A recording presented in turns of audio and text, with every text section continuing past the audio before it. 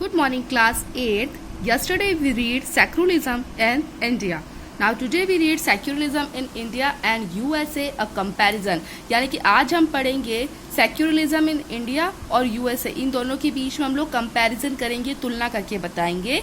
Some of the above objectives are similar to those that have been included in the constitution of secular democratic countries in other parts of the world.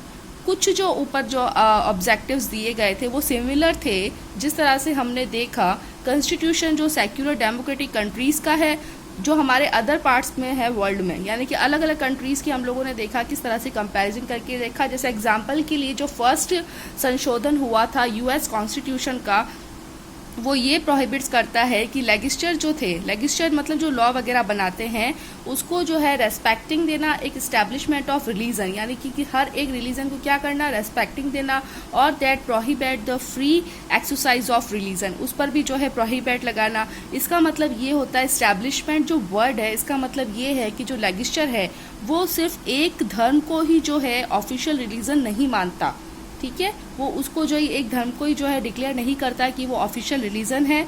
Nor can they give preference to one religion, और ना केवल वो एक ही धर्म को जो है preference देते हैं. यूएसए में जो सेपरेशन था between legislature state and religion means that neither the state nor religion can interfere in the affairs of one another.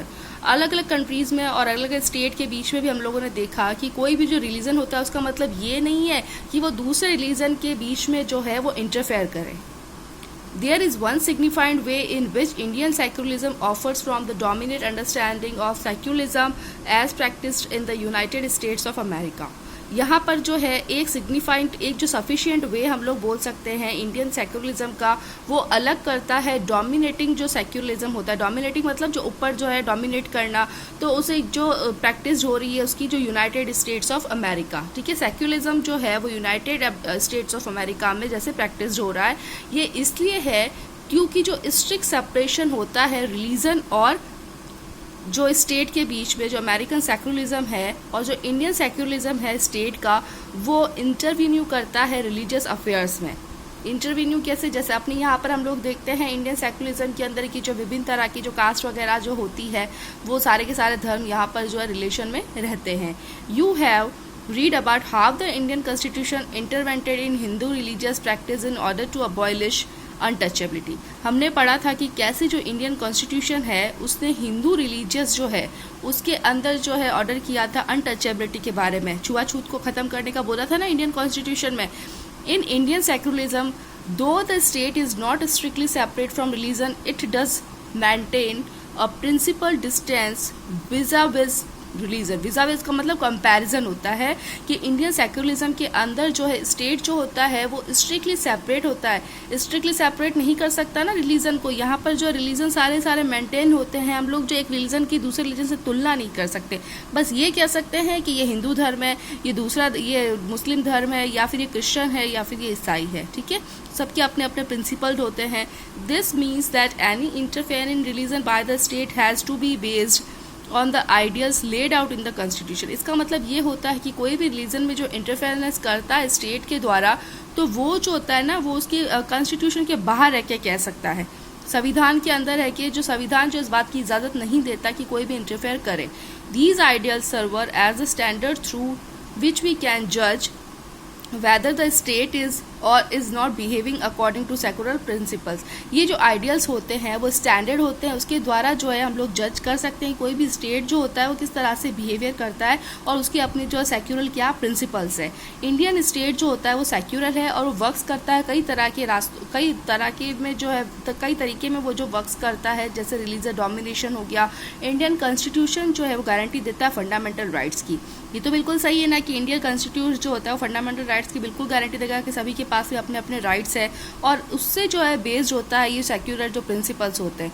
इसी तरह से हमने देखा this is not to say that there is no violation of this right in Indian society.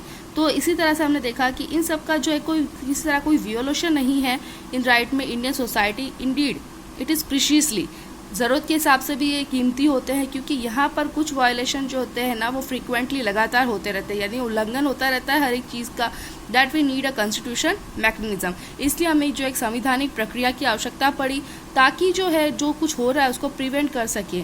जो knowledge होता है इन rights का वो एग्जिस्ट होता है, make a sensitive to their violation, जिससे कि जो है वायलेशन जो होता है वो सेंसिटिव बना के रखे, और and enable us to take action when these violation take place. और जो है इससे क्या होता है, एक्शन जो होते हैं वो अनेबल हो जाते हैं, जिससे कि वायलेशन जो है वो अपना स्थान ले लेते हैं, उल्लंघन जो भी होता है। February 2004 France passed a law banning students from wearing any conspicuous religious or political signs or symbols such as Islamic headscarf।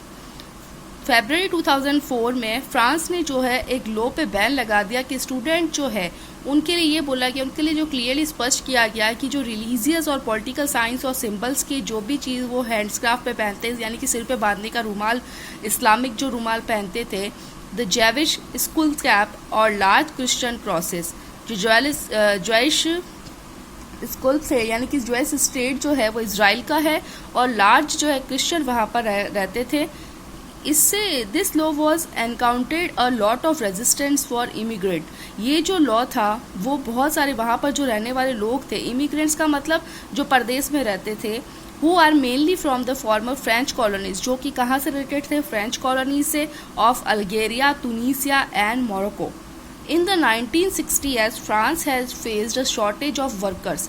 1960 में फ्रांस जो था उसको जो है वर्कर्स की शॉर्टेज उसने फेस की थी, and therefore had provided visas of these immigrants to come and work in the country. इसीलिए जो है वीज़ा वगैरह जो है वो प्रोवाइड किए गए, ताकि जो प्रदेश में जो रहने आए हैं वो वापस अपनी कंट्री में जो है जो प्रदेश में यहाँ पर जो रहने आए हैं उनको वीज़ा प्रदान किया गया, and to come and work in the country, and work जो वापस वो कंट्री के अंदर वर्क करना स्टार्ट करते। The daughters of these immigrants often wear headscarves while attending school.